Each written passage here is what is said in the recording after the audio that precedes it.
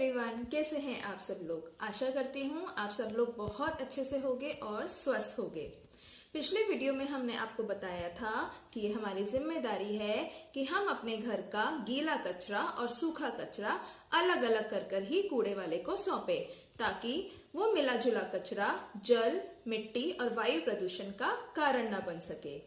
आज हम आपको बताते हैं कि कैसे आप अपने घर का गीला कचरा यानी कि किचन का जो कचरा होता है, जैसे सब्जियां और फलों का कचरा और बागवानी का कचरा, उसको आप अपने पौधों के लिए इस्तेमाल कर सकते हैं और उससे उनके लिए बहुत अच्छी खाद बना सकते हैं। तो आइए अब देखते हैं कि हम अपने किचन के गीले कचरे से कैसे अपने घर पर आसानी से खाद बना सकते हैं। ये देखिए, ये हमारे सब्जियों और फलों के छिलके हैं, ये हमारा बागवानी का कचरा है, ये कुछ सूखे पत्ते हैं और ये मिट्टी है। इन सब की मदद से हम बहुत आसानी से घर पर ही अपने पेड़ पौधों के लिए खाद तैयार कर सकते हैं और ये खाद हमारे पेड़ पौधों के लिए बहुत अच्छी होती है। It is one of the best compost for our plants. Kitchen compost आप ऐसे मिट्टी के गमले में बना सकते हैं, प्लास्टिक की बाल्टियों में बना सकते हैं, इस तरह के ड्रम में बना सकते हैं और सीमेंट के गमले जो हमारे पुराने हो जाते हैं, आप उनके अंदर भी अपनी कंपोस्ट बहुत आसानी से बना सकते हैं। आइए मैं आपको दिखाती हूँ। अगर आप प्लास्टिक की बाल्टी में कंपोस्ट बना रहे हैं तो आपको इस तरीके से कुछ छेद करने पड़ेंगे ताकि उनके अंदर से हवा अंदर जा सके। पर अगर आप गमले में कंपोस्ट बना रहे हैं तो इसके अंदर तो छेद करना बहुत मुश्किल होता है, तो आप ये चीज़ अवॉइड कर सकते हैं। लेकिन इसके अंदर जो छेद होता है उसको हम कवर नहीं करेंगे। सबसे पहले हम इसके अंदर मिट्टी की एक लेयर डालेंगे, उसके बाद हम अपना किचन का कचरा इसके अंदर डालेंगे।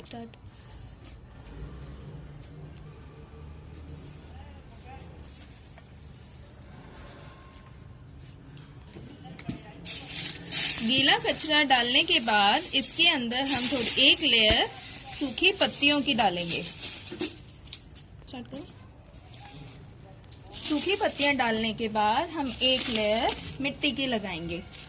मिट्टी की लेयर लगाने से फायदा ये होता है कि फिर मक्खियाँ और कीड़े नहीं आते हैं ऊपर से, और हमारी जो किचन कंपोस्ट है वो बहुत अच्छे से अंदर ही अंदर तैयार होती रहती है। तो यही प्रोसेस हमको लेयर बाय लेयर करना है। हमने मिट्टी की लेयर लगा दी, उसके बाद हम अपना एक लेयर किचन का जो हमारा फलों और सब्जियों का कचरा है वो डालेंगे।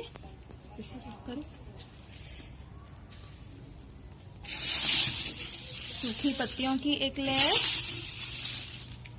और लास्ट में मिट्टी की एक लेयर।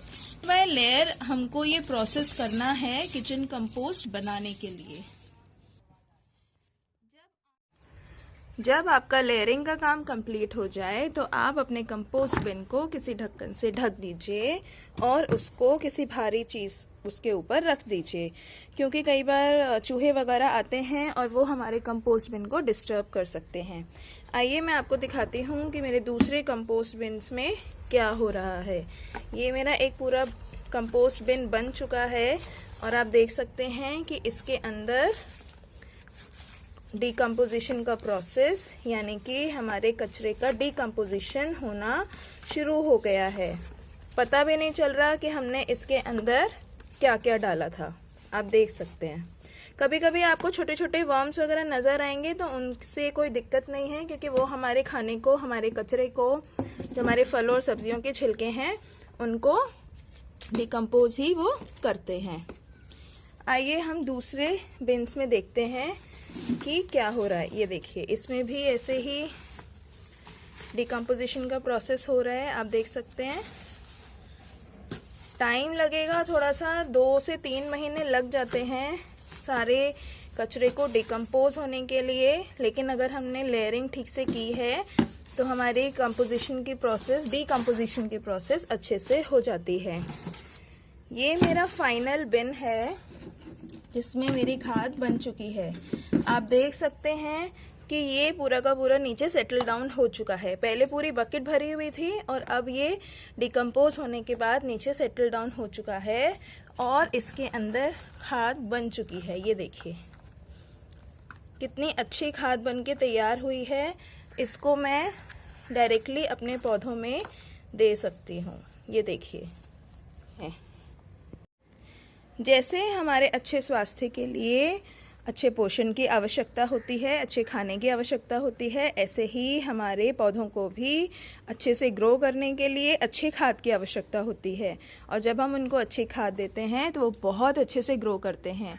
आप देख सकते हैं यहाँ पर ये टमाटर का पौधा है जिसको मैंने अपने एक पुराना मेरा टब था जो टूट चुका था, मेरे यूज़ का नहीं था, मैंने उसमें लगाया है। और इस टब को भी मैंने अपने किचन कंपोस्ट से ही तैयार किया था और ये पूरा भर चुका था।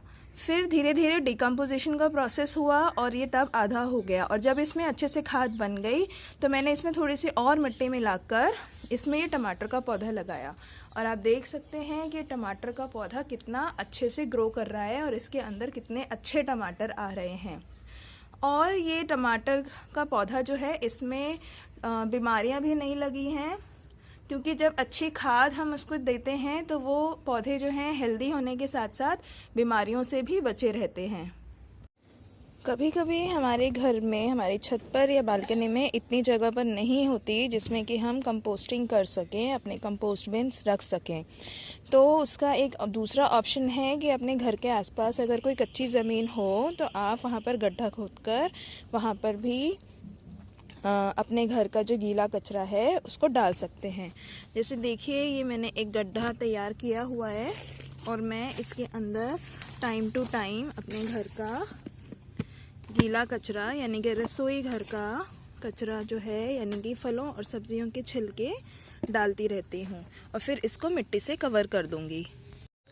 इसको मैंने सूखी पत्तियों से और मिट्टी से कवर कर दिया है और थोड़े थोड़े टाइम पे मैं इस गड्ढे में डालती रहती हूँ हर 5 से 10 दिन में। तो ये नीचे सेटल डाउन होता जाता है और ऊपर फिर मैं अपना रसोई घर का कचरा डाल देती हूँ। ये देखिए ये पहले यहाँ पर इस तरह से ये बिल्कुल ही कच्ची ज़मीन और बंजर सी ज़मीन थी और उसको हमने अपने ये किचन गार्डन में कन्वर्ट किया है, आप देख सकते हैं। और ये सब हमने अपने किचन कंपोस्ट से ही तैयार किया है। यहाँ पर जगह जगह पर मैंने अपने किचन के कचरे की बाल्टियाँ भर भर के डाली हैं, कंपोस्ट तैयार की है और उसके बाद यहाँ पर हमने ये गार्डनिंग की है। तो उसका रिज़ल्ट बहुत अच्छा होता है। किचन के कंपोस्ट से बहुत अच्छी, अगर हम मिट्टी में खाद बनाते हैं तो वो तो बहुत ही अच्छी हमारी खाद तैयार होती है, बहुत ही अच्छी।